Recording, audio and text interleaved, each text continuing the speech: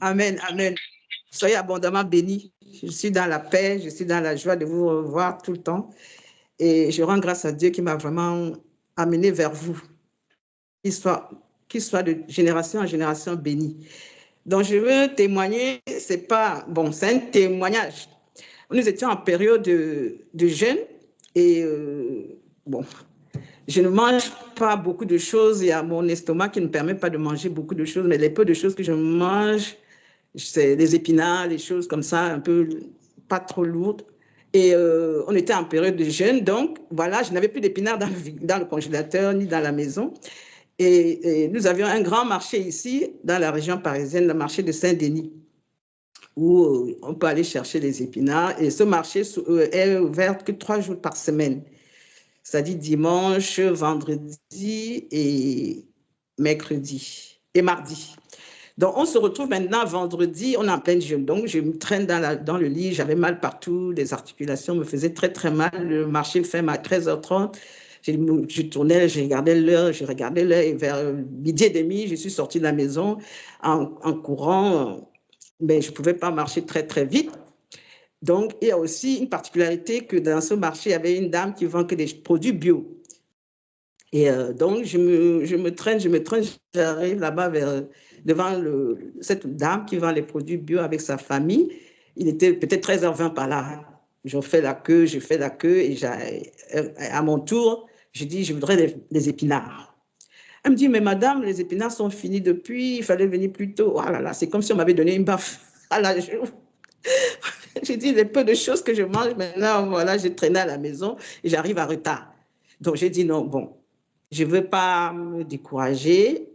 J'ai commencé à prier le Seigneur, c'est toi qui as voulu que j'ai mal, et ainsi de suite. Je supporte ce mal, mais je ne veux pas rentrer sans les épinards. Mais les épinards bio, mais moi, je ne savais pas s'il y avait d'autres étalages, d'autres commerçants qui vendaient des légumes bio dans le marché. Parce que ce marché-là est très, très grand. C'est le plus grand marché de la région parisienne.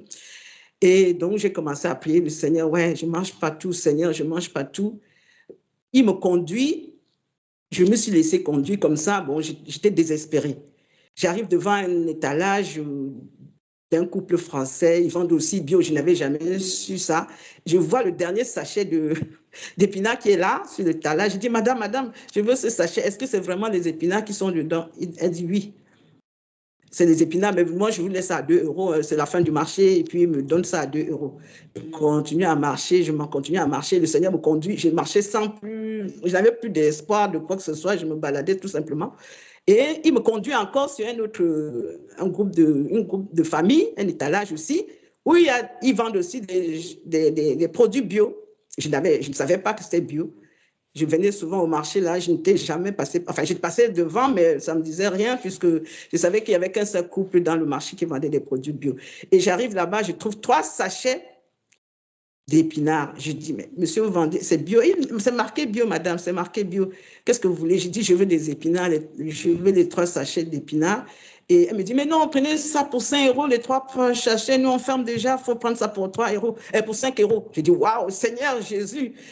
L'histoire de lance ton filet que tu avais fait avec Pierre au bord de la mer, là, ça m'est arrivé aujourd'hui. J'ai dit, mais bon, dans ma tête, j'ai commencé à murmurer. J'ai dit, qui s'il me donne ça à 5 €, c'est que vraiment, ça doit être pourri. Tout doit être pourri à l'intérieur. La moitié doit être pourrie. Les 3 sachets, c'est sûr que ça doit être mangeable parce que normalement, les épinards qu'il m'a donnés, c'était des sachets qui pouvaient coûter dans les 10 €. J'ai commencé à murmurer comme ça. Donc, j'arrive à la maison maintenant avec mes 4 sachets d'épinards. Je mets dans la bassine. La bassine était grande comme ça, très, très grande. C'était débordé. J'étais obligée de mettre encore dans les seaux, ainsi de suite. Ça ne finissait pas. Et tout ça, j'ai eu pour 7 €. Et je rends grâce au Seigneur, vraiment. Il est toujours avec nous. Les épinards, il n'y avait aucune feuille de tous ces sachets qui étaient pourris ou mauvais. Non, aucune. C'était testo, comme si on venait de les cueillir au champ. Vraiment, j'ai remercié le Seigneur et j'ai eu au moins 5-4 sachets d'épinards que j'ai mis dans le congélateur, bien plein et tout. Je lui rends grâce au Dieu d'Abraham. Vraiment, il est merveilleux.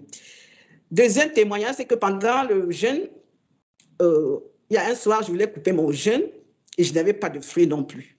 Je n'avais pas de fruits et il commençait à pleuvoir. Je sors de la maison, je prends le parapluie, j'arrive au magasin, pas très loin de chez moi. Il pleuvait plus. Il pleuvait plus. Donc, j'arrive, il y a du monde. Comme c'est le ramadan, les gens étaient pleins dans ce magasin. On a fait la queue, et j'arrive à la caisse maintenant pour payer. Je laisse mon parapluie à côté de la caisse et je fouille dans mon sac, je trouve les pièces qu'il fallait pour payer les fruits pour aller couper mon jeûne, pour rentrer à la maison couper mon jeûne. Et en sortant, comme il ne pleuvait plus, j'ai oublié le parapluie. Bon, le lendemain, il flottait un petit peu. Non, 3, 4, 5 jours après, il pleuvait encore et j'ai dit, mais je vais aller prendre le parapluie pour sortir parce qu'il commence à pleuvoir. Je ne trouve pas le parapluie. J'étais pas très bien. J'ai dit, mais comment j'ai oublié le parapluie? Où est-ce qu'il est le parapluie? J'ai fouillé dans toute la maison, partout. Je ne me rappelais pas que j'avais oublié le parapluie à la caisse, dans une caisse.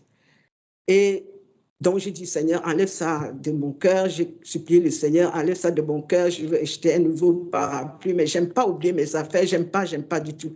Donc, il a enlevé ça, j'ai oublié.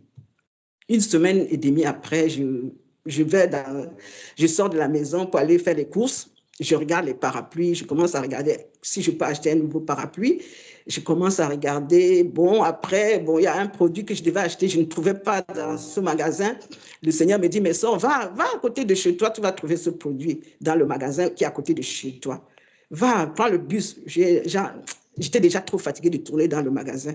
Et je sors, je prends le 166, le bus qui va vers chez moi, qui va vers ce magasin dont il m'indiquait. J'arrive, je descends du bus. Je marche, je rentre dans le magasin. Qu'est-ce que je vois? Je vois le parapluie accroché devant mon lit, accroché à côté de la caisse. Et ça fait au moins 10 jours que je n'avais pas trouvé le parapluie. Bon, j'avais déjà oublié.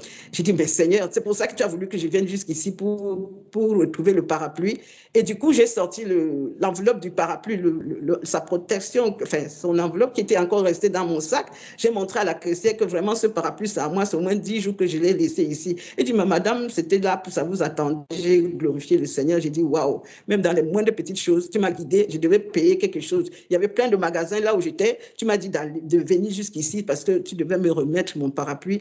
Et je rends grâce au Seigneur pour ces deux témoignages. Et il est toujours avec nous, même dans les grandes situations, les toutes petites situations.